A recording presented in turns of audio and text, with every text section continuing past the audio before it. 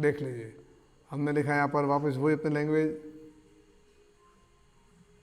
P x is equal 3x² minus x minus 4, हल करेंगे बराबर गुणनखंड 3x², है ना।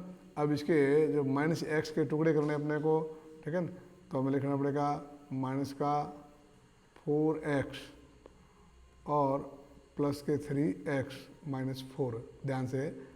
और इन दोनों में कॉमन क्या है, देखो क्या है, केवल x कॉमन आया, तो x कॉमन आने पर यहाँ क्या रहा बता सकते हो, 3x माइनस 4, यहाँ कॉमन रहा प्लस का 1 और यहाँ आया 3x माइनस 4, और ये हमारा मान हो गया। इन दोनों में से कॉमन क्या है बताओ, 3x माइनस 4, और यहाँ क्या रह गया x प्लस 1। आगे अब हम क्या करेंगे, पी एक्स इज इक्वल 0 लिखने पर शून्य निकालना है ना, तो हम क्या करेंगे, 3x माइनस 4 गुणा x प्लस 1 बराबर क्या आया 0। अब बारी बारी से या तो ये 0 है या फिर ये 0 है, तो अपने को इसमें बिल्कुल एकदम कंप्लीटली बारी, यदि 3x माइनस 4 बराबर 0 या 3x इज इक्वल 4 या x इज इक्वल 4/3, एक तो मान ये आया, और हमने लिखा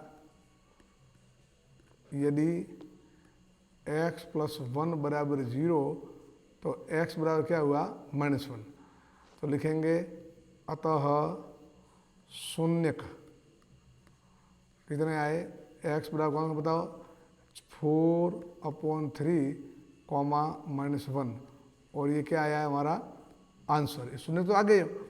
अब शून्य आने के बाद में अब अपने को यहाँ पर इनके शून्यांकों एवं गुणांकों के संबंधों की जांच करनी है। तो ऐसी स्थिति में मैंने बार बार बोला, आप लिख दो, अल्फा का मान लिख दो, बीटा का मान लिख दो, ए का मान लिखो, बी का मान लिखो और सी का मान लिखो। अल्फा माने पहला शून्य कितना है बताओ 4/3, बीटा का कितना है -1, ए कौन है x² का गुणांक, तो कौन हुआ आपने 3, बी कौन है x का गुणांक, तो कौन है यहाँ पर -1, सी कौन है अक्षर पद, तो कितने -4। इतना करने के बाद अब आप आगे बढ़ो और जो उनके संबंध है उनके हिसाब से जांच करो। तो हमने क्या लिखा, यहाँ हम लिख भी सकते हैं कि संबंधों की जांच, हमने लिखा जांच इनके संबंधों की सत्यता की जांच। तो पहली जांच तो क्या होती है कि बिकॉज हम जानते हैं alpha plus beta is equal -b/a, है ना। तो अब यहाँ बार बार मैं कह रहा हूँ bracket alpha plus beta is equal ये माइनस ये बी का कॉलम अपॉन ये ए का कॉलम, कहीं गलती नहीं आएगा। अब अल्फा का मान निकालो, ये रहा 4/3, तो ये हमने लिखा 4/3। बीटा का मान लिखो -1, ये लिखा -1। बी का मान लिखो, ये बी का -1 दिख रहा है ना, ये -1। ए का मान रखो, कितना ए का मान 3, तो ये रखा आपने 3, लिख दे। अब इसको आप हल करो, दोनों पक्ष बराबर आने से ब्रैकेट खोला 4/3 प्लस -1 1/1 लिख सकते हो इज इक्वल, ये खुल गया माइनस माइनस प्लस हो गया 1/3।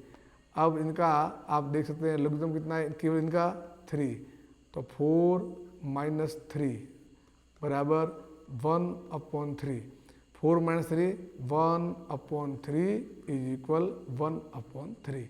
तो हो गए संबंध क्या हो गए सत्य, तो ये भी हमारे संबंध है वो सत्य है, लिख दिया। आगे आ जाओ, दूसरे संबंध की जांच करो कि चूंकि हम जानते हैं ये तो पहला संबंध, दूसरा संबंध क्या है, हम जानते हैं अल्फा बीटा क्या होता है अपने C/A, आपने लिखा है अल्फा इंटू बीटा बराबर ये C/A। अल्फा कितना है बताओ मेरे को 4/3, ध्यान रखें। बीटा कितना है -1, सी का मान कितना है, ध्यान रखो, नहीं आया तो यहाँ आ जाओ, सी का मान ए पड़ा -4, आराम से लिख दो -4। ए का मान याद नहीं है तो यहाँ आ जाओ, ये ए का मान कितना 3, ए 3।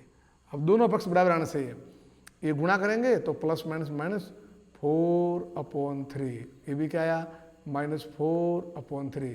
तो लिखेंगे, यहाँ पर लिखते हैं 4/3 = 4/3। तो क्या लिखेंगे, अतः